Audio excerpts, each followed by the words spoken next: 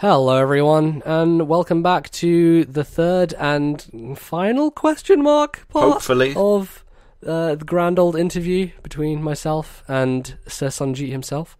So we had covered a bunch of questions in the last two parts, which took way longer than we thought, but you know, there's rambling that gets going here. So let's go with some more of that, I guess. You have a question to kick off this segment. Yes, indeed. Well, I think the Grand Old Interview is a great name for what we're doing here. I think that might stick. Well, we're going to be focusing on kind of the glory days of Pokemon, the late 90s and early 2000s, and then a few questions besides. But we're going to start with a quick one, which is very topical, because insider information viewer... we are recording this part 3 straight after we finish recording part 2. There's been no gap for us, but there has been a gap for you. Don't reveal the magic! But there's a reason why I am letting them behind the curtain. It's because I am about to ask NBZ about his drunk streaming days, which is very topical, because I'm sitting here with a bottle, no plug intended, of Jack Daniels with honey, and during the course of our first recording, it's almost a third gone. At this point. This is We're proper. in deep. This is Special Agent Nigel levels of drinking. So you may get drunk. It's already started. It really has already started. You might get drunk Sanjit during this recording. So let's before that kind of goes on. You see, there's not much else to do while MBZ is talking a lot. No. I try not to talk over him too much. So I just drink the whiskey. So let's ask NBZ about his drunk recording days, because there are a few drunk streams, NBZ. How did those come about, and what are your experiences of them? Oh boy. So I don't recall the drunk streams as clearly. The drunk recordings were definitely a thing that I remember quite well. I think the first one was like my second or third day at university for the first time, and it was definitely the drunkest I had ever been, and I remember being downstairs in someone else's flat and then coming back upstairs and then going back down again, and somewhere in the middle I had gotten onto my computer, and this was during the days when I was talking to people daily on Skype. Like, I had a group call with a bunch of people, and I just jumped into one, and I was just off my fucking face. So I was just talking a bunch of shit, and everyone was like, oh my god, what is he doing? He's like completely drunk. And I decided now would be a good time to record a video, because that seemed like a good reason. And so I did, and I think while I was doing the video, I think what you have is you have a situation where there is real me and there is video me, and video me is basically just an amped up version of real me. So you have drunk me, which is an amped up version of real me, and then you have drunk video me, which is an amped up version of real drunk me. Right. And so I think I kind of went over the top with a few of those, where I'm just slurring like a nightmare person. And that's not actually how bad I was. I actually have memories of doing it, so I can't have been that bad, right? I think I just lent into it, really. I was just like, I'm just gonna go whole hog on this thing. I'm gonna upload it. I'm gonna wake up in the morning and regret it and unlist it. But hey, for the people who see it in that period of time, well, you've won a special video that you maybe can access. It was your version of a one night stand. Basically, yeah, to some degree. And it happened quite a lot, funnily enough. I don't know. There's like at least 5 or 6 videos of me doing that. How did you get drunk? Were you out with friends drinking, or did you do what I do and just like pour yourself more whiskey alone? No. This was like a flat party, because people had just got to university, so there's a lot of people around, and I was downstairs, and you know, shit happened. It always does. And yeah, like there was just multiple times during that first year, I think, that there was flat parties happening, and I was also in the proximity of my computer, so why not just do another drunk thing, you know, was my rationale, I guess. And that's how it happened. I've got one specific question, because as you know, NBZ, I am the super fan. Others may claim this honour, but whilst they have some legitimate claims, I will defeat them in the end. It's quite clear. You are going to be on the Iron Throne at the end, is what you're saying. That is, I am Cersei Lannister. Yes. I don't know how it ends, but that's where my money might be. All right. No, she's probably going to be killed anyway. Probably. The point is, I pride myself on knowing about your life, which is going to be odd for you to hear. I know. Sometimes it scares me, but really, I understand. You wait till the lightning round. It started when I was in just kind of an obsessive place where I wanted something to obsess over. Okay. And now I am a fairly well-balanced human being. I like to think who drinks alone. But apart from that, fairly well-balanced. So it's just kind of left over. I have this leftover NBZ knowledge from when I was kind of just lonely and looking for Pokemon friends. My question is, I know an awful lot about the history of your channel, and the more secretive elements I am also more or less aware of, in my mind at least. There was one drunk episode where you said something about Sasha, aka MML Frosty Pixie, if that was her name, and I was not privy to this. I missed it. It was up, it was down, and I missed the window where it was up. Are you willing to share what happened? I can't even remember, Lies. Like, I'm trying to... I'm actually, I'm being as legit as possible. There were multiple times when either she was on a call. I think the first ever drunk video she was in, I think. Do you remember that one? Or is that one that you've missed? Because the first ever drunk video that I did, she was in that call on Skype. And I think that's when I probably said some shit to her, like to shut the fuck up or something. I don't know. I was being an asshole as usual. When you get me on, being NBZ and trying to at that age and trying to be drunk and be an idiot. I honestly don't remember. I think the idea of what it could have been is probably worse than what it probably was. Yeah, I don't think it was really bad. Honestly, I heard a lot of. There's a lot of other people who said a bunch of really worse shit, which I don't think I ever really... I mean, we were assholes, young assholes back then, said stuff that, I wouldn't say now, obviously, but, I don't know. People were mean to people. Yeah, I think she was one of the first, female PokeTubers that I was aware of. And right. I bet she didn't get an easy ride because of it, which is some bullshit. No, but it is, yeah, it's for sure. good to know you probably just told her to shut up about something rather than... Yeah, I think that was more of my style, was to just tell people to shut up, and everyone laughed at me doing it, because I was just, I was being very commanding about it. But as far as she's concerned, yeah, that's the only one I recall. There might be another. I don't know. All right, good. It's not in my brain. That will satisfy my endless craving for NBZ trivia. I could probably dig up these videos. They're all unlisted, so it is possible to do that. Oh, wow. Okay. That might be the bonus round at the end of this this marathon questioning, is potentially listening to them and being horrified. We'll move on from all of this sordid, drunken whiskey talk to more wholesome matters, which was Pokemon in the late 90s and early 2000s. Now, I feel there is a generation of Pokemon fans who I don't really know what their experience of Pokemon is, because they've come into it late. Their memories will be their own. Their first generations could be Gen 4, Gen 5, maybe even Gen 7 now, who knows. And they'll be their stories, but I'd like to dwell on what are our stories, because we're roughly the same age, and we both experienced this, the craze of Pokemon in the late 90s.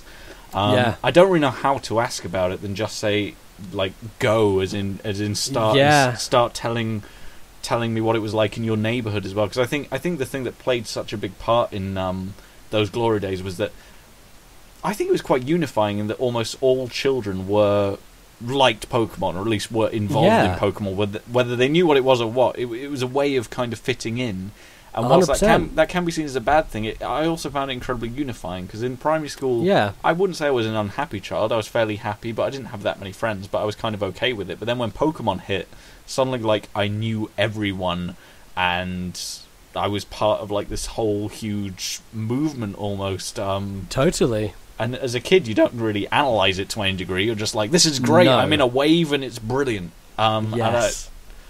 let's talk about the wave. What was it like where you Sure. So Pokemon, I think for a lot of people, probably didn't start with the games.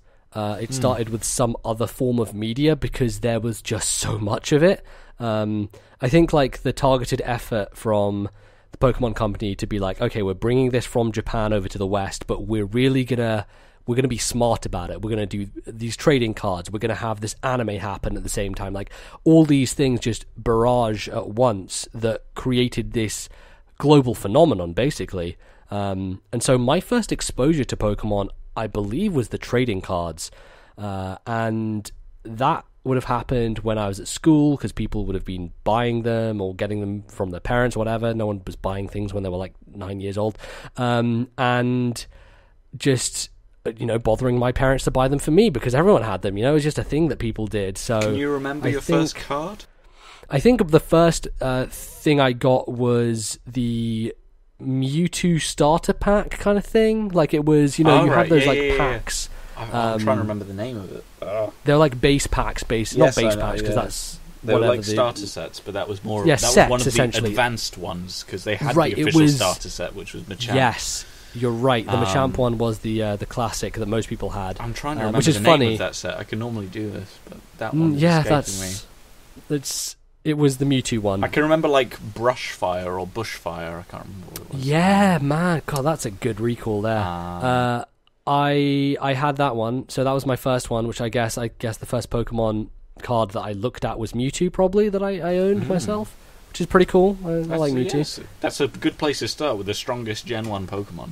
Yeah, basically. And yeah, that set had a lot of interesting Pokemon in it. It actually had a lot of stuff that a lot of people at my school probably didn't have, because I think most people just got the Machamp set, like the basic stuff, and so I think I maybe stood out a little bit because of that. And so people would want my cards and be like, "Oh, I'll trade you this for this," or whatever. Can I ask a question? Did children where you were do the thing that people did here, where they didn't really know how to play the game at all? So they just kind of look at cards next to each other and go, like, "My card's stronger than your card." Like, I think at my school we worked out that like Charizard was the best because it had 120 hit points. Right. But the only thing in like base set that could kill it in one go, I think, was Poliwhirl, and that was only if you flipped a coin and got heads 2 times. And that was kind of the level we did. So I imagine that Mewtwo card you had, if it was in my school, would have been like, "Oh, it's shiny, so it's good." But on the other hand, it's only got like 60 hit points, so it's pretty shit. Yeah.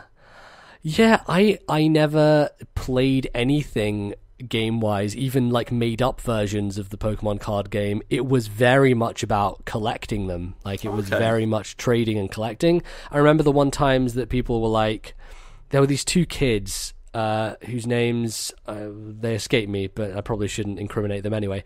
They always hung out together. They were always like going around. And I remember them coming up to like me and someone in my class and being like, "Hey, you know how to play the Pokemon game, right?" And I was like, "No, I don't know." Like, "We should play, but if I win, I get all these cards from you." And I was like, no, I'm not going to do that. Like, they were really just trying to trick us, basically, like scam us out of our cards. And eventually, I think, as with... I've got stories about that if you want.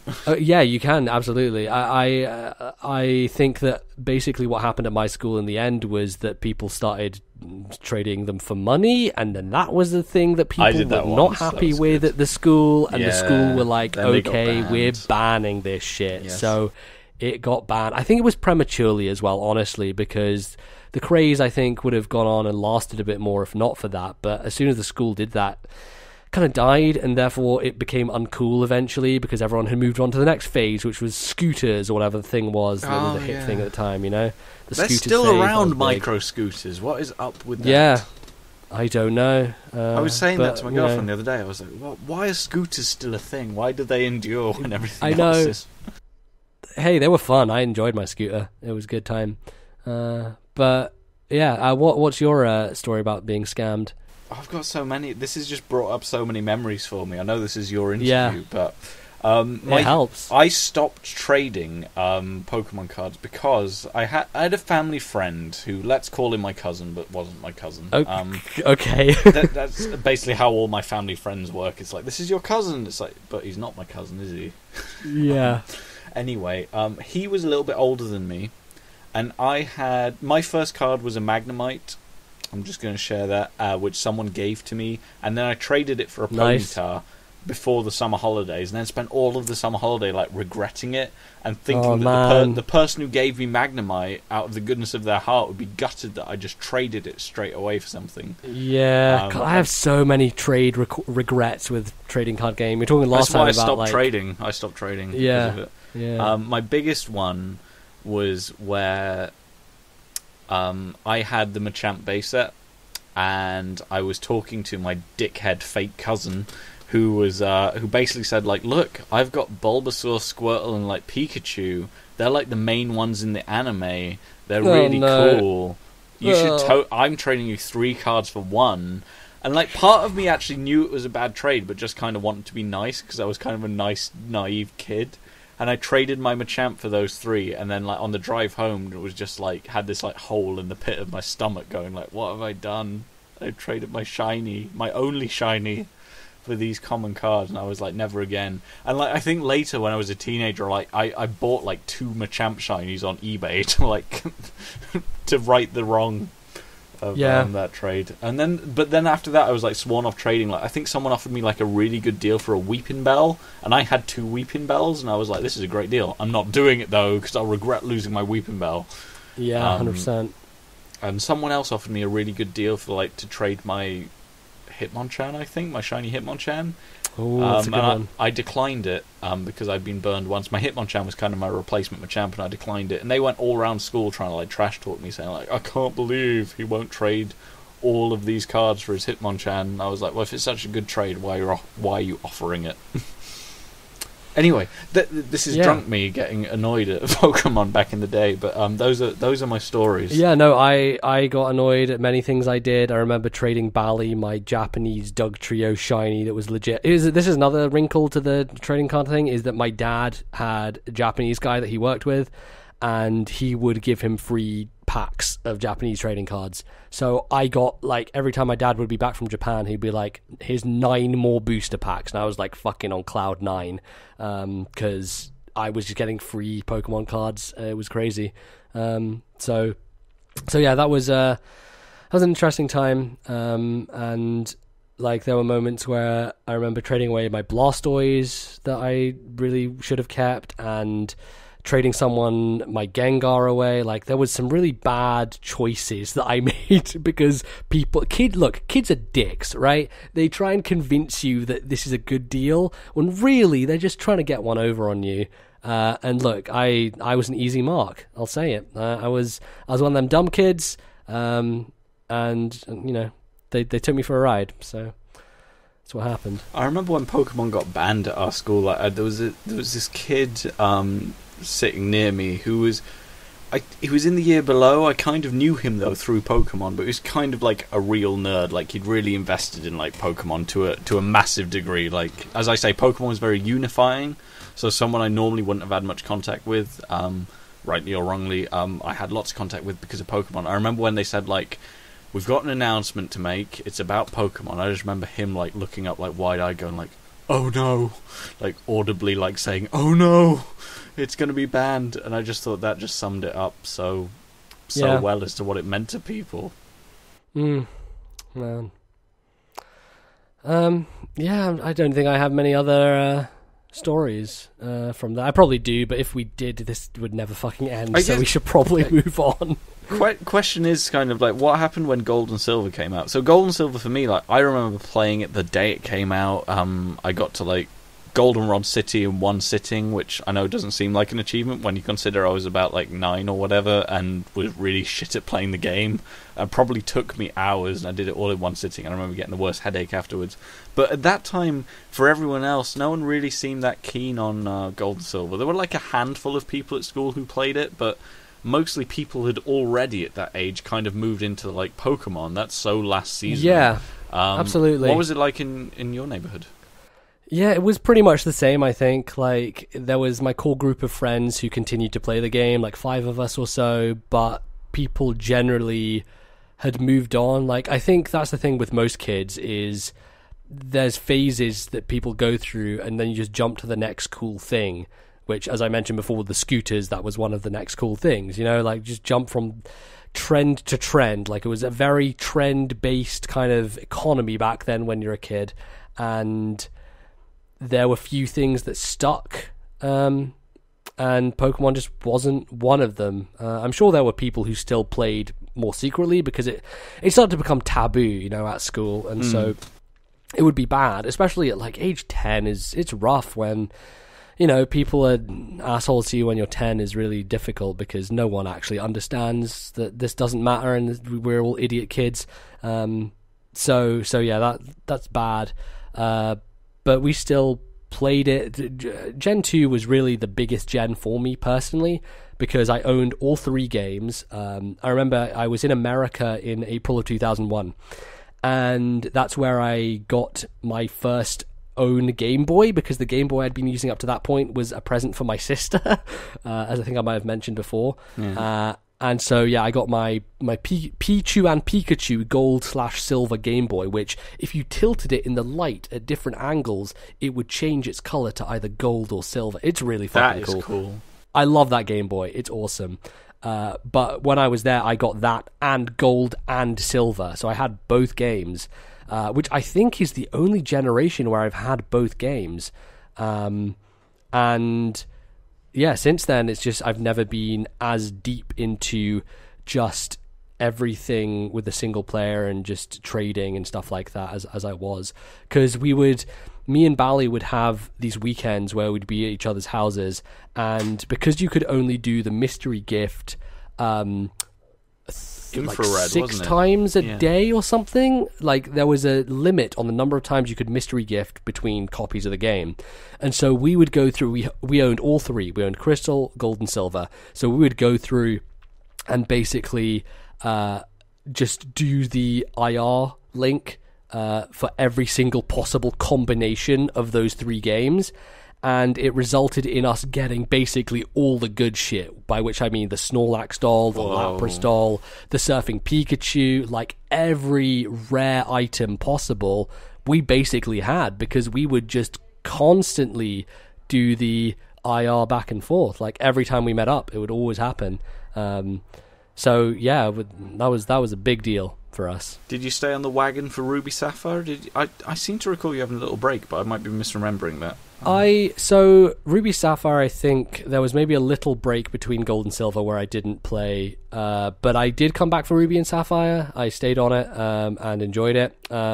After Ruby and Sapphire, I think I fell off a little bit. It was during an era where there were about 4 years between games, wasn't there, as well? So yeah, it was quite long actually, but it was an era where both of my good friends had moved school, so I was the only person in my school anymore who had contact with like that sort of stuff, and so I kind of just fell away from it naturally as a consequence of them not being around as much. But those two on their own were basically doing all the Ruby Sapphire. I think it's the only Pokedex they've ever completed is Ruby Sapphire's Pokedex. They got all 200 or whatever it was in that one. Yeah, I remember them having like real frustrations about getting Milotic, which was a fucking nightmare. Like that thing is so hard to get. So yeah, that was an era when I think... Oh, the legendaries as well. I think Jirachi, Deoxys... Yeah, right. Actually, I still couldn't tell you off the top of my head how you get those, to be honest. But... No, I don't know if they actually got those, or if those were actually part of the original Pokedex for that. I can't remember. I wish they made it clear at the outset of the Pokedex, like what you need to get and what you don't. I still find that. It's never really super clear, But yeah, that was during a point where I wasn't playing as much. And then, obviously, as soon as Diamond and Pearl were happening, because basically what had happened in the intervening years is I had moved to the school that they were already at. Because there's the primary school of it and there was the secondary school of it. So I went from my primary school to the secondary school that just naturally followed from their primary school, basically. So they were a year above me. But we were all in the same place again. And during that era was when Diamond and Pearl was starting to happen. We were seeing each other a lot more often, and we were playing a lot of games together, and we were like getting back into Pokemon stuff, and we were just really excited. So my dad, as I said, brought back Diamond and Pearl from the America, and the rest is history, as they say. So I guess if we talk more generally about the Pokemon games for a second, sure. Question I've got is, it's a controversial one, I suppose. Have they got worse over time, or have we just got older? Are we just old men now? That's a really hard one to answer, honestly, you know? Like, I think you could say they've got less fresh over time. Sure. Yeah, I mean, that's just a natural consequence of the game being the same every time, you know? Like, it's funny because people talk about Nintendo innovating constantly, but they have series that they just hammer out again and again with minimal changes. Sure, people who play those games will notice them, but for the majority of people, it seems like the same thing again. And I think you start to see it in Ruby Sapphire, where it doesn't do a big shift, because I think honestly Gold and Silver was actually a pretty monumental shift. Gold and Silver was incredible. I will say that just getting that much stuff into a Game Boy cartridge and making it look that good and make everything fit together is, I mean, I don't know as much about gaming as you do, but I would argue that's one of the biggest achievements in gaming. That's a big claim, but hey, that's my limited knowledge of it, but I just think getting that much in a Game Boy Color game, you're doing pretty well. Yeah, it's actually interesting, because around the time when Satoru Iwata passed away, a lot of people were talking about his achievements, and one of the things that got brought up was he was the guy who did the compression to get all of Kanto into Gold and Silver. So it is him that we have to thank for that incredible part of that game, which is very impressive. It was a big deal. It's the really crazy thing about it is it's one of those things that a kid would tell you in the playground that would be true. You know, there's so much bullshit of people being like, oh, if you do this and you can go into the SS Anne and then Mew will appear in the dustbin next to the captain. And it was all that was bullshit. None of it was true. But I remember one of my friends who was from America, like, calling me on the phone or something and telling me how to get to Kanto after you beat the Elite Four, because I couldn't figure out what to do or where to go. And so I remember him calling me and being like, okay, you do go this. And I was still kind of skeptical as to whether this even existed or not. And lo and behold, you go on the thing and you get there and it's like, are you kidding me? This entire game is here? It was crazy. Absolutely. And I think that's really where the series peaks for me, because it's the one point in time where I think Pokemon has been at its most ambitious, right? That's true, actually, yeah. They've never really tried to top it in that way, and constantly people ask them, please do what you did with Gold and Silver and put old regions back in the games and make this feel like a more connected universe, you know? And, you know, they don't, because they don't need to, because these games sell gangbusters regardless of what they do. But I do think that just the problem I think that Pokemon needs to get over is having a story that is engaging, and they just don't have the ability to do that. I think it's more of a general problem with Nintendo and their kind of way they approach games is, and you know, granted this isn't necessarily internal Nintendo, but it is Game Freak, and Game Freak are owned by parts of Nintendo, so their philosophy being gameplay first, and they don't really focus on narrative as an important tenet. And as a result, Pokemon is a rare RPG that people don't play for the story. You know, like a lot of the time, RPGs have the hook of, if this is going to tell me a really great story, and Pokemon doesn't do that. And I think if they crack that nut, then maybe they'll get me in their good graces again. But right now, like, there's nothing they can do that can make me interested, you know? I'd agree with that, because in Gen 7 you played like this, you just played a character yourself, you got to dress them, which was good for customization and feeling like it was your own character, but in like every cutscene they just had like this bland smile on their face, which made them look like this sociopath who didn't really care what was going on around them. And I was just like, in every cutscene it's like the fate of the world is on the line, and what's my character doing? Just smiling blandly, like there's no real story there. I wonder if they did try to do story in Gen 5 a little bit with the whole... They did kind of a moral story. I think a lot of people talk about Black and White having a better story, and I don't agree with it because I don't remember it, but I get that point. No, neither do I. I think maybe I don't remember it because it was in an era where I was trying to beat the single player as quickly as possible so I could unlock all the multiplayer stuff and just play battles. So. Maybe it did have the best story, but I was just so disappointed by the Pokemon and the kind of look of the game. It was so pixely and not very polished that I just didn't care. So that's probably on me a little bit for not caring about the story, because other elements were getting to me, and I'd played so much 4th gen that I was perhaps Pokemon saturated at that time. But that maybe they did try and do a bit of story there. But yeah, I don't know. It's tough to figure out whether it is us or whether it is them. I would say it's a bit of both. Honestly, I would love answer. to put myself in like someone's shoes who's playing like 7th gen for the first time and see if they... Absolutely. If I was a 10-year-old today playing that game right now, how would I feel about it? And honestly, I don't think it would give me the same feelings, because I think a lot of the joy of the Game Boy era was your own imagination. Yes, I agree with filling that. in blanks. And I think we're at a stage now with games, and especially with Pokemon, where they do so much of that for you that it's harder to, invest your own kind of narratives and story in there. Like that's the thing, is those original games were very story light, but it was very much making your own path through it and not having cutscenes and things to drag you along. So I don't know. It's interesting. That's one of the reasons I dislike 3rd gen, is because you had to wear this ridiculous hat. Sure. And I wouldn't wear that hat, and I know that's a very minor detail. Right. The protagonist of 3rd gen is just way too cool for people who play Pokemon. But yes, thank you for that. But it broke my it broke my kind of fourth wall in that it was like, it wasn't me filling in the blanks with my imagination. But again, it gets very philosophical, because you kind of wonder that as you get older, you perhaps maybe don't use your imagination as much, because you're so analytical and you're so analysing everything. So we don't know really what the 10-year-olds of today or the 8-year-olds of today are doing when they're playing 7th gen, whether they are using their own imagination or not. I mean, we suspect they're not, but we can never put ourselves in those shoes. So no, it's difficult to say. But speaking personally, as a 26, yes, I'm 26.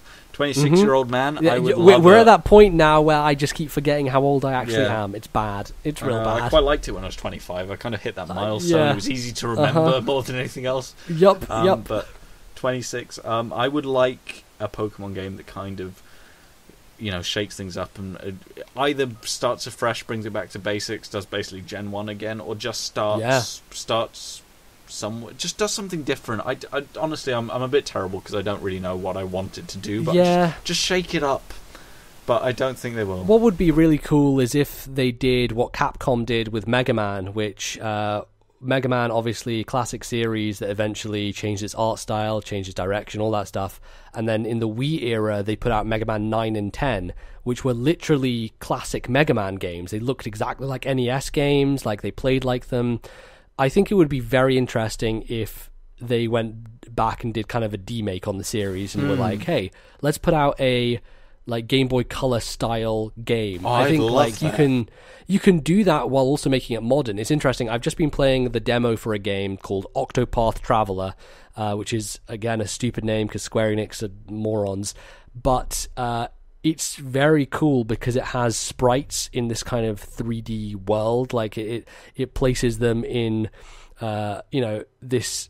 It's still kind of 2D, but it changes the aspect and makes it look slightly different. So something like that could be really cool for Pokemon. But I just don't see them doing it at this point in time. It doesn't make sense, I guess. I guess it's difficult for them to brand it, but I think they do. I think Nintendo realise they've got a very broad fan base for Pokemon. They've got kind of the kids who are kind of their main market, but they do have this lot. I think it is a significant adult following. It's probably the biggest part of their audience is people who've grown up with the games and are still playing them, honestly, because so many people stuck with it. I think they do worry about how they're going to pitch anything towards the adults that they don't really want the children to play, like because it's still going to have Pokemon in the title, so they've kind of got to make it generalized. So they are in a difficult place. I appreciate where Nintendo are, but I would just love something a bit different, maybe something targeted towards my age group, but that's just me being selfish. But hey, Nintendo, bring it on. Let's mix things up a little bit. I think we'll see. I think they can definitely afford to mix things up a little bit. Totally. I think that's fair. So we talked about how Pokemon games have possibly not got worse, possibly got a bit more stale. I think that's fair. Stale is the right word, I think. Maybe the young generation still find them fresh, but we personally don't, so we'd like something new. I think that's what we can take from our little discussion. So let's talk... Sure. Also, I might want to just quickly mention the point that as soon as I learned competitive, it kind of ruined any single-player Pokemon for me. It did a little bit. Because it breaks the wall. There are, I'm sure this happens with speedrunners as well. It's like it no longer becomes the game that you knew because you've basically passed through the matrix and you can see all the ones and zeros, and it's like, I can't enjoy the artifice of... You have to kind of push it from your mind, but you still know that you're pushing it. You still know that you're doing that. Kind of it's this conscious thing. It's like, although to be honest, I didn't know a lot of competitive elements, and it still bugged me, because in Gen 3, when we introduced natures, my Swampert, which I loved, it was my starter, I loved it, it was naughty nature. And I just think, my Swampert's not naughty. It's my friend and loyal companion. Why is it naughty of course. nature? Yeah. And that slightly bugged me. But yes, it does bug you whenever you play something. You get something that's like, I don't know, modest nature, and you know it's a physical attacker, and you're just like, oh, for fuck's sake. Or if you're beaten... For me, it's less that stuff. It's more, hey, this AI is brain dead, and I can play around this. Like, I can just I can run holes and loops around this AI, and it's never going to be able to beat me because I know exactly I know every fucking type. I know what every move does. Like, I just know everything. So it's impossible for the game to get one over on me, at that point. I have to say, I very recently Nuzlocked Platinum on my own time, rather than doing a Let's Play. And I really enjoyed that experience because I'm not very good at Nuzlocks because I'm not attentive enough and I'm not patient enough. Yeah. It really brings out my character trait. So things do die that I really don't want to die in them. And I just get blasé. I remember my Torterra died in like the 8th gym from an Ice Fang, and I kind of knew that Ice Fang was an option, but I was just kind of like, oh, I can take that. Yeah, that's the problem. You become too accustomed to your good Pokemon being able to take hits, and then you realise, oh wait, this isn't EV trained or anything. So. There are still ways to enjoy the game, but yes, I was going to say I would literally kill. I wouldn't literally kill, but I would maim for a Pokemon game that kind of made me feel that same like childish emotion of just like not really knowing what I'm doing, but loving it all the same. Like trying to figure things out. Being one step ahead of the game is you have to kind of do things like Nuzlocke in order to make it enjoyable. I wouldn't say making it a challenge. Like, I don't really want my Pokemon games to be a massive challenge for me, like a ball like, but you kind of just need something to keep your interest going. Like, otherwise it's like I get no joy from beating Team Galactic. Like, I'm going to beat Team Galactic. I'm going to crush them. It's an inevitability. But so. I need something to keep it interesting, and keeping my Torterra alive was one of those things. So it would be great to have a Pokemon game that did something like that. They just tried to keep a little bit more interest, whether it was in story, whether it was in the mechanics of battling, whether it was in anything else. We hope and pray for it, but we doubt we're going to get it. Look, I'm sure they'll get there one day, because eventually over 1,000 Pokemon becomes untenable. Like, you just can't... I think we are, we're reaching that untenable point. Like, the power creep that's gone on so far is getting ridiculous now, and it needs something to rein it in. Like, there's only so many forms you can get. I'm not a big fan of multiple Pokemon forms, like Alolan forms. I like my Pokemon being what it is. I don't want to think like, oh, which form is better. Like, it's right.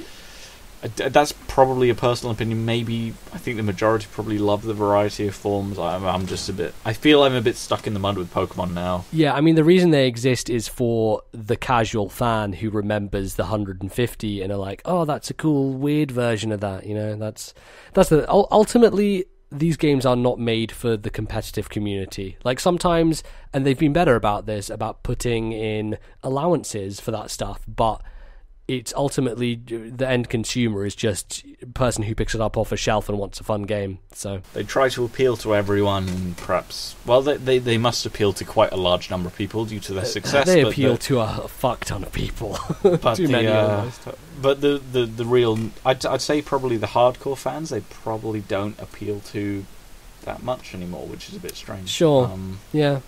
because I consider myself a hardcore Pokemon fan. Like, I've played it for years. I've bought loads of versions of it. I've pumped loads of money into it. Yeah, 100%. But it doesn't really do it for me anymore. So I'll pick up the next main version. I will not pick up Ultra Sun 2, whatever it is. No. I just can't be arsed. I didn't really enjoy Alola after a certain point. But yeah. Hey, enough about our ramblings about Pokemon, because people are probably at home going, "Well, I love all of the Pokemon games. What you want about?" And that's fine. You're allowed to love them. These are the opinions of two bitter and twisted people, pretty much, who've played far too much Pokemon. Yes, way too much. If you love the current games, I want to take nothing away from that. I really want you to enjoy them to the absolute full. Have your childlike joy. Yes. Don't lose it. We do not want to make you like us. We want to be like you. We just can't. Exactly. We're just trying to claw back to that reality, and it's just not happening. So let's leave the Pokemon games and how they've changed, and look at how YouTube has changed. Because you mentioned in the last part about how some Pokemon YouTube has changed since you started. But I guess if you just want to have an open form question on kind of reflecting on how YouTube has changed, and whether it's for the better, whether it's for the worse, and we're probably going to do more moaning in this segment, but we'll end on a high afterwards, so stay tuned. So I'm of the opinion that YouTube has only ever gotten worse, which is probably an opinion that quite a lot of people share. Yeah. I don't know, just from a lot of angles, it just seems far less community-driven than it was in the past. And I think the one thing that I always come back to is how the channel page went from this amazing thing that you could put so much personality into, you could have so much, like, based around your channel, it was an important thing, to this sterile, white, no personality, just monstrous thing we have these days. It feels like the corporation has just blended in, you know? And that's to be expected, because YouTube is a massive platform that's owned by, like, Google, the biggest fucking company in the universe. And of course that's going to happen, because money talks, and, you know, that's just the way things go when people focus test things to death and try and make things like, will this appeal to this audience and everything. It lost a lot of the charm it used to have. And, you know, ultimately YouTube is still great, I think. It's amazing that we're on this platform that can sustain jobs and livings for people, albeit a few people, but it's crazy to think that something that started out as a hobby for a lot of these folk is now their full-time job, and they're making way more money at it than they ever would in any other job they would try and do. So that's great. That's a very good benefit. But with that comes the changing reasons of why people get into YouTube. Like, back in the day, you did YouTube because it was a hobby, it was fun, it was a thing you did for your own enjoyment. It was, you know, just you wanted to get out there. And, you know, I started it because I had watched Xerxes and people like that, and I was like, this is really cool. I like this idea of sharing your battles with someone and being like instead of just telling your friends how a battle went, like being able to actually show them what happened, you know, and having the O&M forums to like send people battle videos after I'd done them, to be like, oh, like, because people come back with like war stories of what happened in the match, but you could never see the actual match, and so video just helped you realize that. And I think that ultimately YouTube has become more about people starting a channel with the goal of eventually trying to make it into a career, rather than starting a channel with the goal of, I'm going to have a fun time. And that's what money does. But, you know, YouTube wouldn't be around if it wasn't making money these days. So it's inevitable. I feel very young, like, upstart who wants all these corporations to go down, and yet realizes the corporations actually make things happen. And I don't know, it's a weird place to be in. It's weird. Yeah, YouTube's weird. I guess what I miss from is just finding YouTubers who they were just all about their personality, because they were doing it because they just wanted to upload. They wanted to share stuff. Like, I'm not just talking about your channel, but many channels I followed back in the day. I mean, I didn't follow that many, to be fair. I locked in with like a few particular people, but I locked in hard because it was like, it was such a personal expression that they were doing, and I perhaps identified with something they were doing.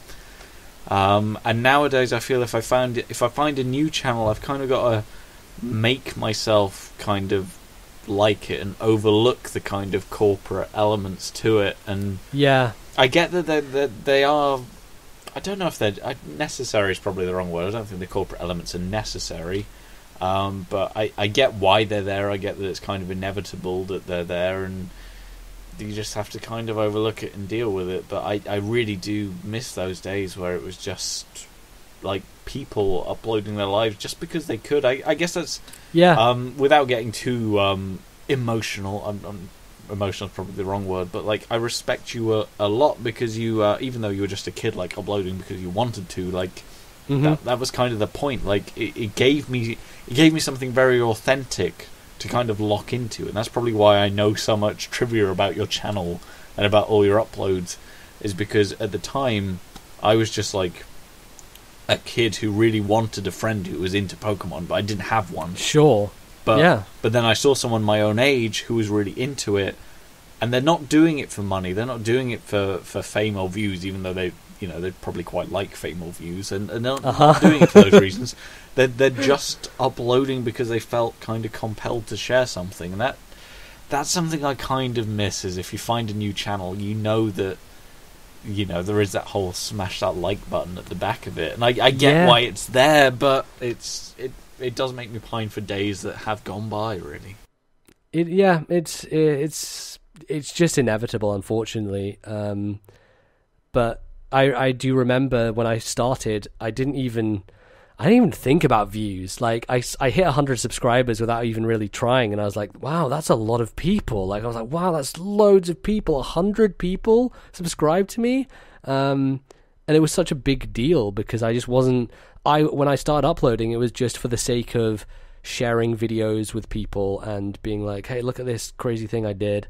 And it just kind of happened, really. And I just kept doing it, so it kept going.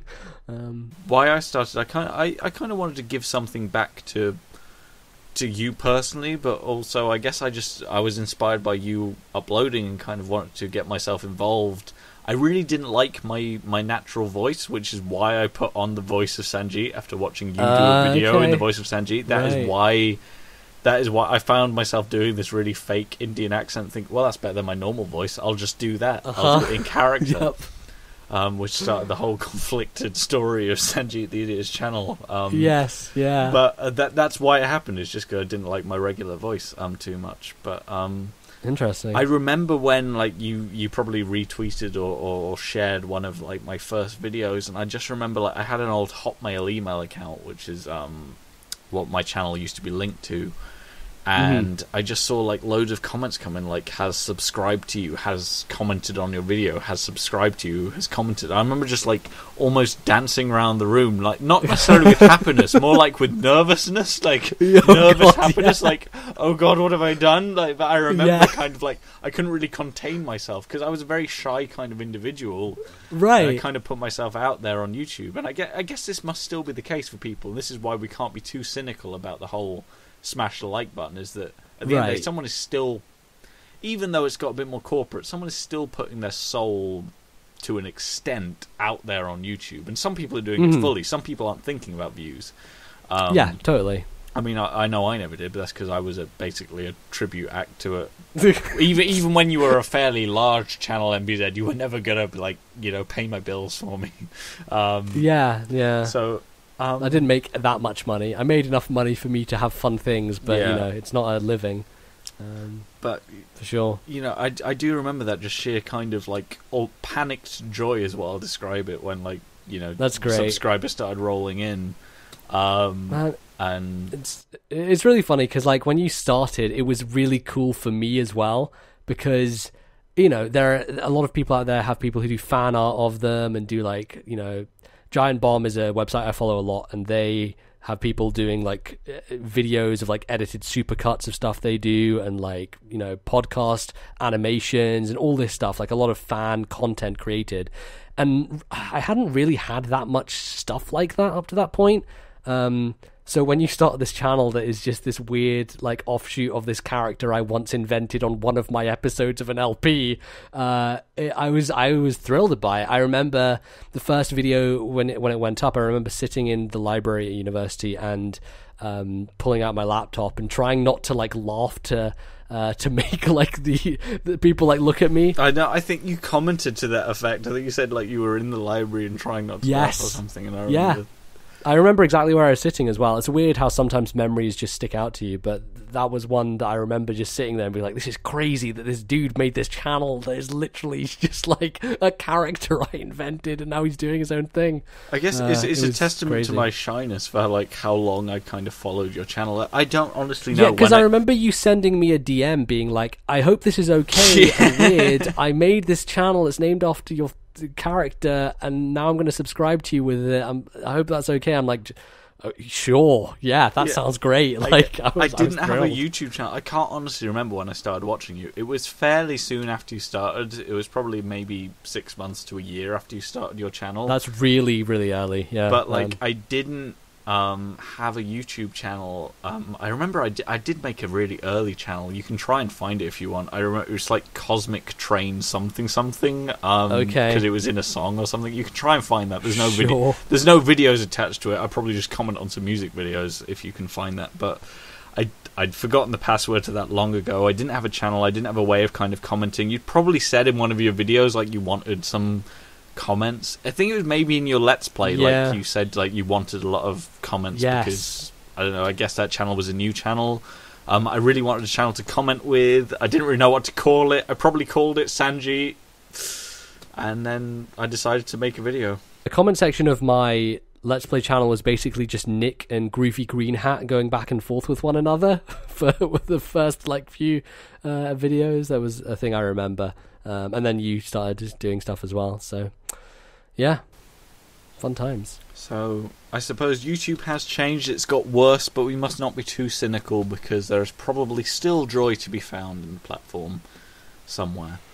Yeah, it's interesting because the YouTube videos I watch these days are much more analysis style, like more intellectual, I guess, videos than entertainment. Like a channel I watch a lot is Mark Brown, who does a series called Game Maker's Toolkit, which is basically breaking down level design and like analyzing game design, like that kind of stuff. And there's other channels like Super Bunny Hop, who does like kind of, you know, review based stuff, but in a much more industry focused way. Like I'm much more focused on people talking intelligently about video games as opposed to someone playing through a game. Like even like I used to watch Nintendo Capri Sun religiously. I would never miss a video he ever put out, and you know, like the last few years I just haven't watched him anymore. And it's not because I fell out of love with him. I think it's just more I fell out of love with the style of video that those people make, just like Let's Plays and that kind of stuff generally. It's not the stuff I watch anymore because I'm at a point where, you know, playing games is much more important for me because I talk about them on podcasts and stuff. So I want to, you know, play something, have my opinion on it, and not necessarily watch someone else. If I do watch other people, it's like it's watching Giant Bomb, who have a very different flavor to the style of Let's Play they do, because it's like 4 of them all commenting and all kind of making in-jokes and stuff like that. It's a very different kind of vibe to most YouTube producers of that kind of stuff. So I find if I watch YouTube too long, I end up on like What Culture or Watch Mojo, and like the videos are semi-enjoyable, but I kind of think that's the point where like I've been on YouTube too long. It's time to take a break. Yeah, I tend to not go down those holes. It's funny because most people who consume YouTube probably do that, where they just click recommended videos, and they keep going. Yeah, that's how it comes up. Yeah, and I've never done that. I just don't do that. Like, I find channels I like, I subscribe to them. Like, I'm a very old school way of doing YouTube, but that's how I was taught, and that's how I'll always do it, which is like, I find something I like, I'll subscribe, and then I'll keep watching it, and that's that. I never really go off the beaten path, like, on my own. I usually don't discover stuff on my own. It's usually through other websites, through people recommending them on Twitter or on NeoGAF or wherever. Like, that's where I find stuff. So, not on the platform itself. Okay. I think it's a good time to talk about what the future holds for NBZ. Sure. Sorry, I don't know if you were breaking up on the audio there. It occasionally does that. So I think it's been coming in and out a little bit. So so apologies if I ever seem like I'm talking over you. I do. It's all right. Editing magic will make sure none of that happens. There you hopefully. go. But I suppose that the way it ties in kind of the future for NBZ is that we're talking about YouTube. We're talking about the more corporate elements. I think since you kind of left Pokemon, which I'll be honest, I kind of saw coming for a long time. I was kind of prepared for it. But I was still... I wouldn't say I was disappointed by it, because I wasn't disappointed in you, but I was kind of thinking, like... I kind of thought, like, is this the end for my Pokemon experience? Because, as I said, like, it was so tied to kind of getting involved with Pokemon, almost staying with it because I found you, almost, because I found someone else my age. Yeah. I mean, it was generally the end of an era, because most people who had done it alongside me were basically stopping as well. You know, like around that time, most people had just stopped. Like Eric stopped for whatever reason; he got busy. Like loads of other Flaming Spade stopped because like he didn't have a capture card, and so he couldn't easily do it. Like there are a lot of reasons why all these people just gave up, because life happened and. They were seeing the tea leaves, I think, of like, hey, these new people are kind of taking off and I'm going to have to fight tooth and nail if I want to stay in this. And do I really want to do that? And I think most people are like, it's fine. Let the new generation, take over with these different people and let them make their own thing, which I honestly really don't like. But, each their own. So... Yeah, and I suppose with that whole stopping thing, it kind of made me consider my own kind of future in Pokemon. And I kind of decided in the end it was my decision when I was done with Pokemon. I'm still kind of more or less there playing it. But so whilst I was disappointed to lose your videos, not that I'm disappointed in you, but it's a shame I kind of lost that source of entertainment. But what I can see now is that you're doing something that you're really passionate about in terms of the podcast, in terms of talking about games, kind of games journalism almost. 100%. And that is very nice to see. It's almost kind of a full loop. Is then you started doing Pokemon because you were kind of passionate about it. You just desperately had to do it. Then you kind of got into it as a business, which was still nice to watch, but it didn't quite have the same heart to it. But now that heart is back, and it's maybe not where. In terms of games journalism, I'm relatively uninformed. I mean, I watch some of your videos, so I get some of it filtered through. But it's not something particularly close to my heart. But it is so nice to see something that you are doing that is close to your heart. Yeah, thank you. That's what is the future for NBZ and the podcast, and what are your aspirations for where it's going professionally? I know you've just finished your university degree, so what do you hope is on the cards? As you said, I do the podcast because I fucking love doing it. It is creatively fulfilling. It drives me to think critically about games in a way that not many people do, and I try to be an arbiter of taste in a way where I want to play as many games as possible so that I feel like I have an opinion that can be trusted, and that someone can go to me and be like, okay, what do you think of this? I can compare it to multiple other things. Like I know my shit basically, and that came as a result of listening to so many podcasts. At the beginning of my university tenure, my first university, I started listening to podcasts a lot because it was just something that I could listen to when I was walking to university, and it was something that at that time, being a bit more isolated, I just had something to hold on to, and it was podcasts, and I was just listening to people talk about games and just going to a degree that I'd never really thought of before, like a super analytical degree, and just knowing everything about like all the different companies, the developers, just really digging in deep. And so that kind of since 2010, when I started listening to podcasts, there has not been a single day when I haven't listened to a podcast. Every single night when I go to bed, I have a podcast on. Even I remember being drunk one time, like completely off my face, I still put on a podcast before I went to bed. It might have been for like 3 minutes, but I did it. I put it on. And that kind of obsession and love of the medium is what led me to being like, I should do this. And I did a bunch of podcasts before. I did one with Fizz and with Jake, 2.5 Games.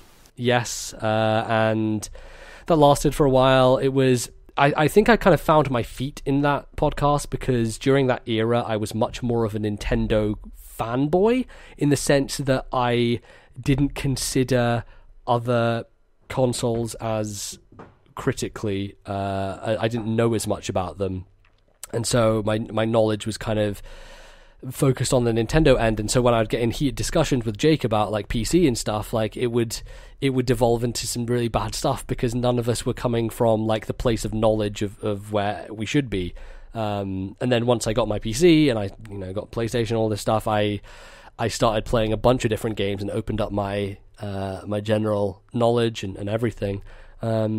And yeah, that's when eventually I was talking to Bally, because me and him go back years. I think I've talked about it, is like literally we're 5 years old. We met at school, and yeah, he was up for the idea, and we did a test run. We actually, it's funny, I still have on my computer the first test run podcast, which never actually went up. We basically like did it again for the real version, and after that, he was happy, he was excited about it. And it was the thing that I really enjoy about the podcast is not only that it's fulfilling and it's fun to do, but it helps me keep in touch with my friend. Like in an age like this where everyone's so busy and it's hard to always talk to people constantly. At least every 2 weeks we get to talk, and that's a very important thing. I think it's really helped me, and I don't know, it's been good. So yeah, I have no idea where I want to go. Here's the funny thing.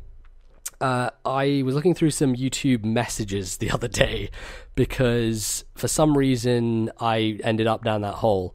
And because I think Bally had messaged me about like, hey, how do I message a YouTube person or like send messages through YouTube? And I'm like, I don't think you can do that anymore. Like, I just don't think that exists. Yeah, and so I went looking through my account and I find my messages. I'm scrolling down them.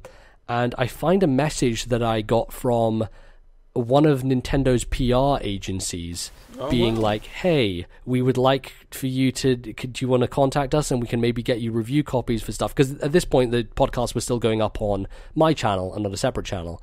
And I never saw it because who the fuck checks their YouTube messages? No one does. Like, the system was broken as hell. It's so bad. So I find this. I'm like, really? Like, people wanted me to do this, like a Nintendo PR person? It was really weird. So I actually sent them an email and it bounced back because that company doesn't cover Nintendo PR anymore.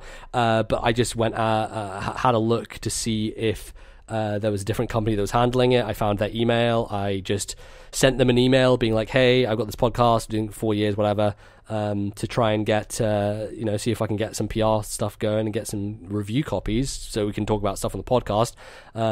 And they responded to me, and I just sent them an email back today. So we'll see where that goes. I'm not sure if we'll get anywhere with it, but yeah, that's awesome, and hopefully that'll help us generally in talking about everything as fresh as possible.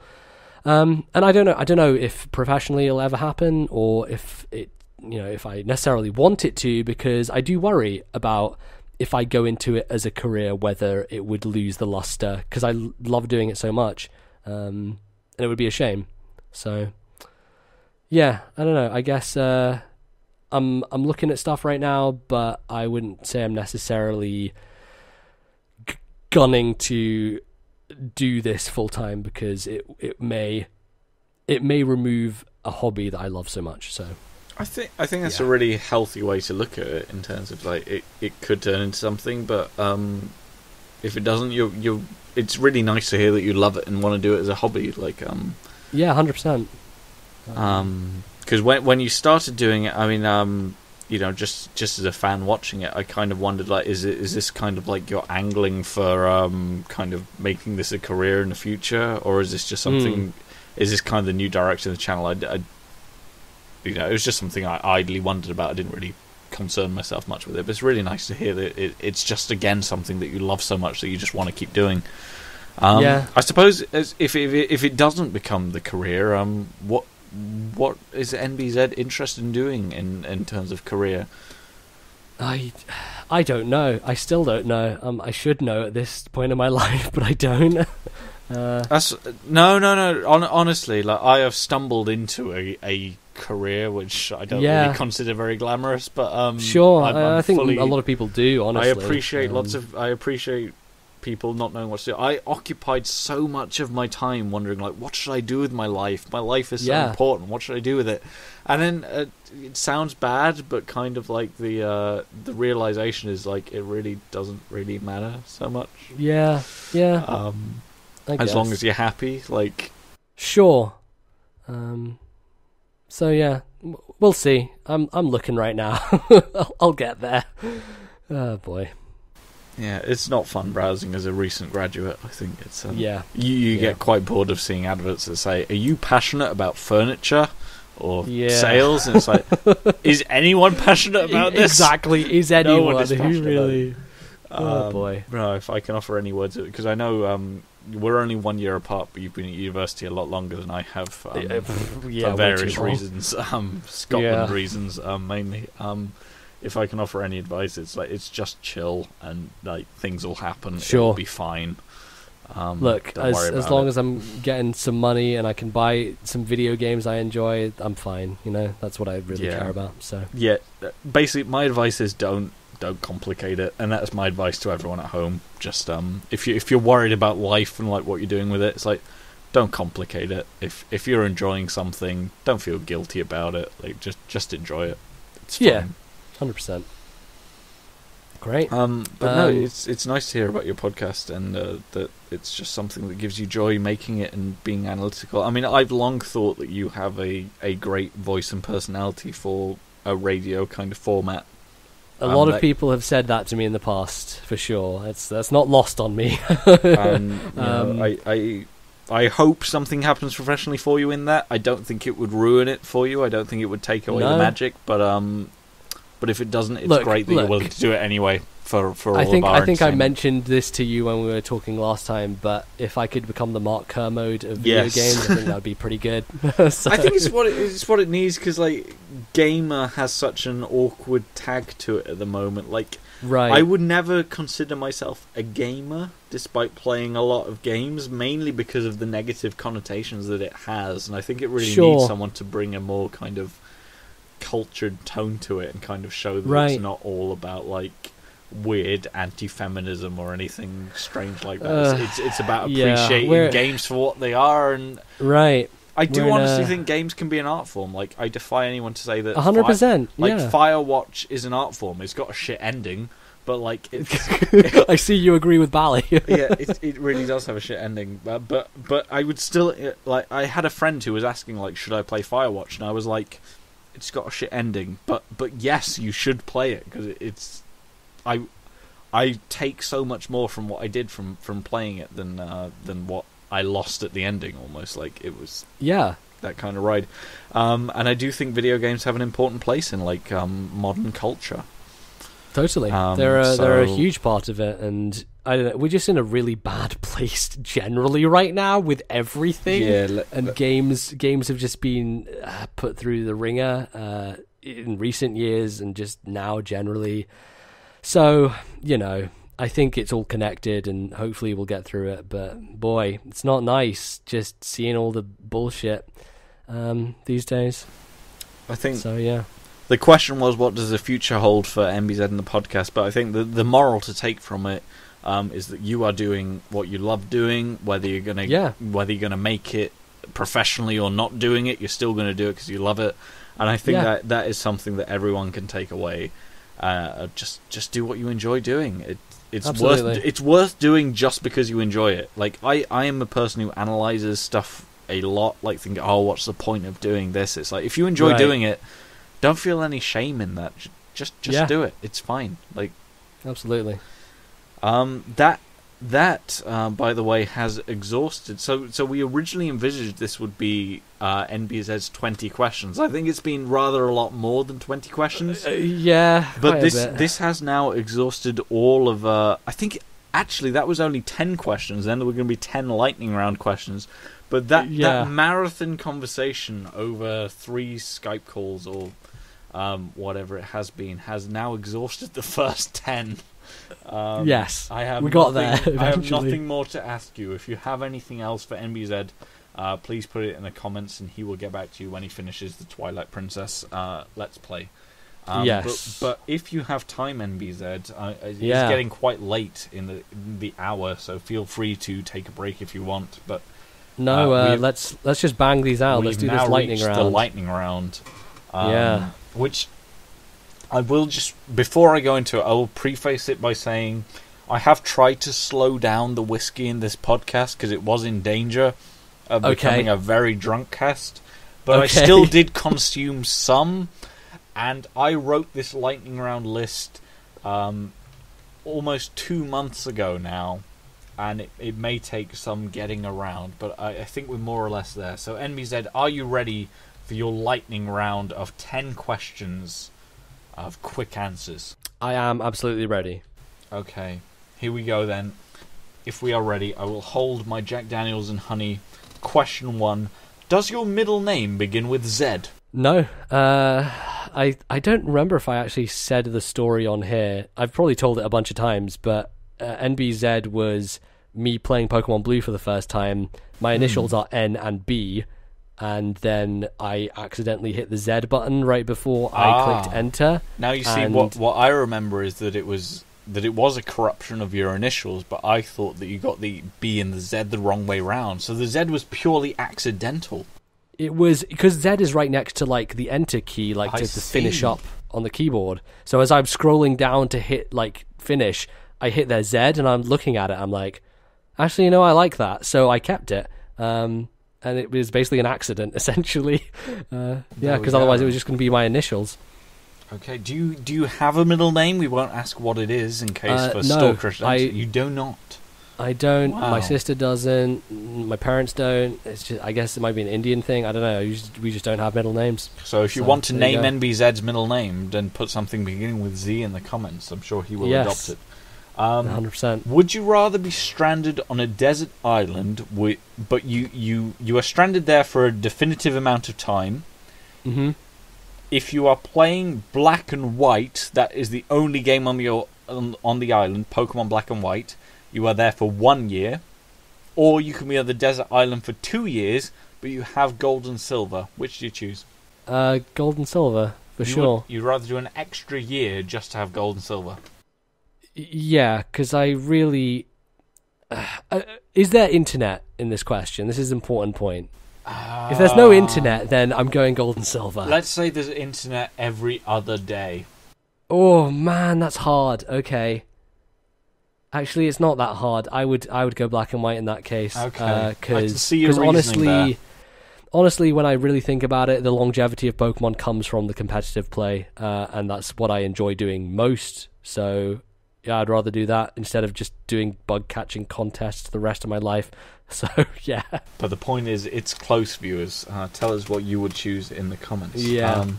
Who is your favourite YouTuber, and why is it Sanjit the Idiot? So that's a good question. I have to, because we haven't talked, enough about your exploits. Well, we can do a whole other series of questions. Sure, we can do that. But your entire NBZ's Pokemon Adventure series is quite a masterpiece, I have to say. And the reason it works is because you know a lot, right? That's the core thing, is that you demean your stalkerish habits, but you know all the inside jokes, and you know how to play them well to an audience, and it just works because you have that background. And so to someone like me, who knows all the inside jokes and has lived through everything, it was brilliant. And I think a lot of people enjoyed it because they followed that stuff. I know. I started season 2 recently, which I've seen. Yeah, I need to continue. Also, in the interim, you did a video breaking out voice clips from my Earthbound video with Bally, which we both watched. Because we were both at his place in Brussels, having just gone to Gamescom, and I was like, look at what Sanjit just uploaded. And we just both lost our minds. It was so good. That was great. I remember, I think I just remember watching that and thinking, can I make a video out of this? Like, I think I remember just the phrase "bash the sprout" is what what took that on. And yeah, I think when I finished the video, I was kind of like, this was probably just funny in my head, but it's nice to hear that you thought it was funny as well. Yes, absolutely. I don't know, favorite YouTuber right now, Mark Brown is the one I go to. He is fantastic. Just all right. Absolutely great. I love what he does. If we're talking all-time favorite, I can't not say Nintendo Capri Sun. I've probably watched more Nintendo Capri Sun than most other YouTubers put together. I love that dude back in the day. And I think the reason why is a lot of similar reasons to what you cited about me, is like, the guy's just genuine. He's just a dude. He's just like this guy who's very shy, who like had turned to video games because, you know, he loved them and he wanted to share them with people, and he found a following because he's so chill, he's relaxed, like people just like his vibe, and I really came to love that. And there just aren't people like him doing Let's Play stuff anymore, which is a crying shame, because that's the sort of stuff I really love on YouTube. So, all right, there you go. If you need to kill a Sunday afternoon, you've got 2 recommendations there. Absolutely. Speaking of stalkerage tendencies, my next question is: did Fets have talent?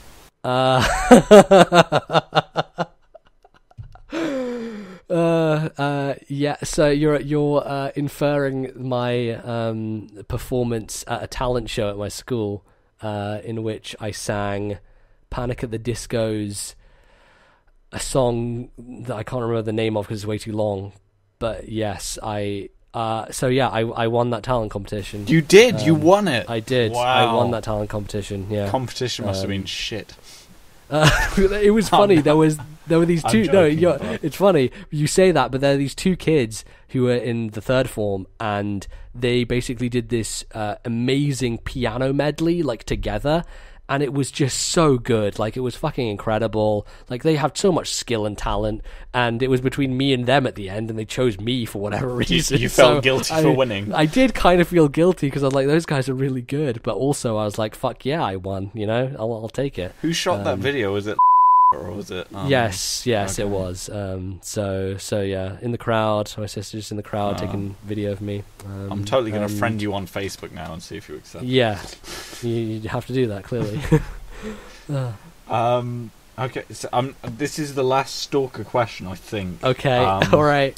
So a while ago, you may recall on Twitter, I tweeted about whether I knew your address or not from working it out from videos, or at least I mentioned that in video. I want to see if I was right. I promise I will not come and kill you. Okay. But we'll bleep this out if I'm anywhere close. I will bleep this out if it is anywhere close. Yes. What do you live on? I do. Yes. Oh fuck! I'm so good. Was it? I think I was guessing like. Oh my god, you're very close. That's frightening. Oh my god. We'd have to bleep out the whole thing, but I'll tell you how I got. I'll show you my work. Okay. Yep. We can do that. This is going to be a lot of bleeps for people, but on the video where you went to see Bally. Steve-O? Yes. Bally is Steve-O. Yes. No. Because I went to see Steve-O for a 3DS event. That's why I thought it was Steve-O 350Z on the channel, because he had his own thing, and that's why I've always thought Bally was Steve-O. Oh. And I did kind of think like, oh my, you'll have to bleep this out, but I did think like.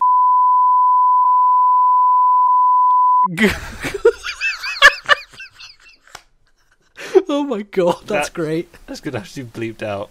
No, a lot of bleeping in this section. Oh, boy. This is just a long bleep. Yeah. Yeah, I thought like, oh, Bally. Yeah. On the video where you went to meet him, you showed a and then you said there was a yes. So I kind of and then because of the I managed to piece it together. Right. I'm sorry, by the way, for all of this. No, that's look. It's actually it's very important because it tells you just how easy it is to do that if you have the right information. So I guess it's a lesson about the dangers of the internet generally, probably. Oh, boy. I hope you believe me when I say I'm absolutely no threat to you whatsoever. Oh no, I know, 100%. I get it. I've never been afraid of that. Don't worry. But as a technical exercise, I did work it out, and I'm kind of glad I was right. In a way. Yeah, no, you nailed it. Almost 100%. I will say. Okay, well that's fun. Moving on to another question swiftly on. Yeah. We'll do Never Mind the Buzzcocks next line style. You took the breath right out of me. Oh, you left a hole where my heart should be. Yes, you got it. I've listened to that song so many times. It's really funny because I went on a bit of a nostalgia trip the other day and was listening to a bunch of Breaking Benjamin. I was like, man, these guys are great. I should listen to them more. That song defines a lot of my channel, really. Like, it's a very defining part of my early YouTube stuff. So it means a lot to me, for sure. I guess just staying on that very quickly is that I was walking through town with a friend of mine, and there was a busker playing The Diary of Jane, which is another Breaking Benjamin song. Oh, nice, yeah. And my friend is like very big on music. Like he prides himself on kind of like knowing almost everything about music, but he didn't know that song. And I said, like, I was listening to Breaking Benjamin like a couple of days ago, and it's really weird that Busker is now playing it. So I was like, it's kind of like my god mind has summoned this to happen. Yeah. And then he's like, I do that too. And I'm like, well, only one of us is living in the Truman Show here. And I think it's me and you think it's you. So one of us is lying. So maybe we're all living in the Truman Show. But anyway. I think that's probably the most likely scenario. Good Breaking Benjamin knowledge, and good to see that buskers are still keeping the emo streak of the early 2000s alive. Go them. It's really weird, but yeah, it is. This could be a hard one, but you might have an answer ready. What's your favourite Pokemon? God, it's a hard one to answer because I have different favourites for different reasons.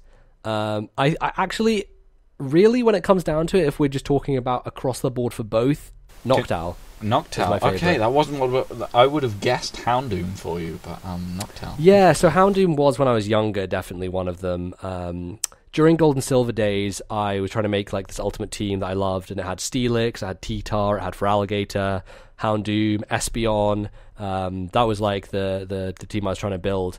And so I have a lot of affinity for second gen Pokemon just because I spent so much time with all of them. So yeah, some of my favorites are Espeon, and Tyranitar, obviously. Shuckle was a later one because of my competitive stuff. But Noctowl was one that I'd always liked because that one anime episode where the shiny Noctowl. Yeah. And I always liked the look of Noctowl. And then when I discovered that Noctowl was actually a really interesting competitive Pokemon, I really took to it. And Noctowl is my current avatar on NeoGAF. So I guess by wearing it as a badge of honor on a forum still, that it still means something to me. So yeah, I'd probably say Noctowl. I really love that Pokemon. It's real good. Okay, that's good. I don't know what my favorite is because I guess like my favorite was always Charizard, but now that's so overdone that it's definitely not my favorite now. But I've kind of got to the stage where my favorite is whatever I like in like the last few days or so. So I guess I'd say my favorite right now is Quillfish, but sure, I don't really want to commit to that. Yeah. What's your favorite place in Johto? Oh boy, because I feel that's the best region. I feel we can agree on that. Yeah, we did do a whole video shitting on Hoenn, and people didn't like that. No, people didn't like that. People won't like this either. People don't like what I'm in, but I'm okay with it. No, it wasn't because of you. It was because we were shitting on Hoenn. It possibly that's why was people because get of mad. Me, but anyway. No, I think I disagree. Maybe it was the stage where you were still seen as like a Pokemon YouTuber, and then seeing you shit on Pokemon was probably just the wrong time for that. I think you came out with your "I'm quitting Pokemon" video shortly afterwards. Yes, I think I did. Yes, 100% I did. Man, I like Akrutik a lot, and what's the ice town? I can't remember. Blackthorn City. Blackthorn City. Isn't Blackthorn the dragon one? It is. What's the one with the Mahogany, the ice gym? Like, Mahogany Town's the ice town gym. Yeah, and I think the reason why is because that ice puzzle, not only in the gym but in the cave afterwards, is something that I became infamous for, because none of my friends could fucking figure out how to do it, and I'm generally very good with that kind of puzzle. It's funny, I was recently playing Mario plus Rabbids, and that game has a bunch of those style of puzzles in them, so it kind of brought me back to... And it's funny, they're going over ice as well, so it really threw me back to the Pokemon Gold and Silver days of doing that. But we would all be together and like all at the same place, and everyone would like hand me their Game Boy to get through that cave section and to get through the boss section. So yeah, I like that region, not only because it has like that stuff, but also like the lake above it and all the surrounding area is really cool. So yeah, I'd probably say that. I would either choose Blackthorn City for the Dragon Town, or I would choose Azalea Town, the town underneath Goldenrod, where there's like the forest. Isn't Azalea the one which has a bunch of berries in it? Yes, it does. It has Kurt the Berry Master, and it's kind of it's near where you can first get Headbutt. So I always kind of associate getting Heracross in that town, and right, nice, yeah. Yeah, it's a cool town. Okay, Definitely. So that's the best place in Johto. Next one's very simple. Fire Blast or Flamethrower? This is really accuracy versus power.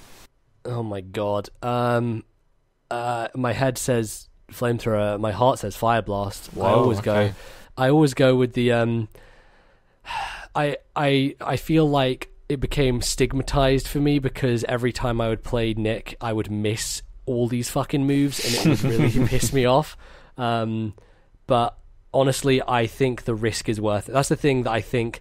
Ultimately, the thing that was great about Pokemon was exciting moments in games, and adding the risk factor made the video more exciting. Okay, so yeah. I would always watch a video where a crucial move was based on whether Fire Blast hit or missed, whether as opposed to I'm just going to win with Flamethrower. You know, it's I think it's more to do with my showmanship when it comes to that stuff than, you know, maybe the rationale that it probably should be. So my heart and my head says Flamethrower. I guess that's just the way I'm wired. But well, there you go. It's nice to know the risk factor comes into it. The entertainment. You're an entertainer at heart. So yeah, absolutely. The final question is very simple. Do you want cream sticks with that? I'm leaving. This is the end of this call. This interview is over. Oh my god, that shit is infamous now, isn't it? I can't even begin. That's terrible. Did you genuinely start buying cream sticks? Did you think that was a thing? Just for a second? No, but like it. Look, eventually, like obviously, it was pretty clear they were trying to bullshit me. But honestly, for at least a couple of minutes, I was like, wait, really? Like, because Ferris and Nick together were agreeing on this thing, and I had left, and the conversation, you know, was just going in that direction anyway, I was just led down that path, and yes, I did for a little bit believe them, and then I was like, no, fuck you guys, you're just bullshitting me, there's no way this is true. So yeah, oh god. Again, like, it was talking about Avaragio. My favorite. Oh boy. Talking about my favorite stuff is, you know, anything that involved those guys was for sure up there. Go for the Giga Boost. Yeah, there you go. All right, absolutely. You have survived the lightning round. We will have to do much bleeping in certain segments of it, but that is yes, it. 100%. You have exhausted every question I have for you. I'm sure there are people at home who wish I'd asked certain things, but I personally have exhausted every question I have for you. So well done on surviving this marathon interview. I certainly hope the people at home enjoyed it and found it interesting. Yeah, thanks so much for doing this. Like, this is, it's weird because, I feel like my Pokemon stuff and my YouTube career is something that I've thought about a lot, and there's a lot of stuff that has happened like over this time, and somehow I've remembered most of it. So it's actually good to sit down and like get on record stuff that I think maybe might disappear from my brain at some point. and hopefully it was interesting for people who have been watching me for this many years, because there are not a lot of them left, I'll tell you that much. I think it'll be interesting for certain people, and that certainly there's some trivia that I didn't know, and if I didn't know it, then I'm pretty sure the people at home didn't know it either. So get on that NBZ trivia. I hope I was a good interviewer. Oh, fantastic! Yeah. We've mentioned whether you wish to interview me at some point. I'm sure that will get far less interest, but hey, you might be personally interested in finding more about the enigma that is me. I'm going to add you as a friend on Facebook because I've had quite a lot of whiskey, and I've now stalked you sufficiently. I've clicked it. It's sent now, so you can do what you want with it. There we go. I'll just let you know that I literally never use Facebook because I'll accept you. But you know what? Do you know what, NBZ? I already kind of guessed from like your recent abouts in terms of like. Yes. I started working here in 2012 and haven't updated since. But hey, I am there. I'm on the grand. Well, that sounds great to me. I guess. It seems a shame to leave our podcast here. Maybe we should just continue it for months. Yeah, this isn't the last episode. We'll just leave it open, leave the door open. No, there is more. We started this as 20 questions. There are so many questions to ask. There are a lot of questions. Hey, if people have more questions, you can put them down below. Absolutely. And we can maybe revisit some of those. But yeah, I hope the moral of what people get is that doing what you love can lead to great things, and even if it doesn't quite lead to commercial success, it still leads to a lot of without getting too mushy or anything, spiritual success in terms of just fulfilling yourself. So if you've got something you burningly want to do but are afraid to do it, well, just do it, because like, who gives a shit? Yeah. Life's too short. That's the moral of the story. So yeah, I'm gonna finish the last dregs of this glass of whiskey, and I suppose that's all there is before I start telling Sasha to fuck off. Then I think it's. Dear God, that's not. Oh boy. Thank you so much for doing this. It's been a blast, and I hope that we can do some more stuff together at some point. Yes, let's do some more stuff. But, Sasha, you were a great poker tuber, but for tonight, you can definitely fuck off. That's a great way to end this. Thank you so much for watching. If you have to the end, Sasha, if you're here, which I'm sure you're not, then feel free. That fuck off was purely comically intended. You're perfectly entitled to stick around. But no, I think I'm just going to ramble to a finish. I think you better close this out. But my general message is thank you for listening. It's been great. It's been great. Thank you for doing this. Thanks for people listening, if you did listen. And hopefully it was insightful, entertaining, all that good stuff. And we'll be back. We will. Absolutely. Bye. Bye.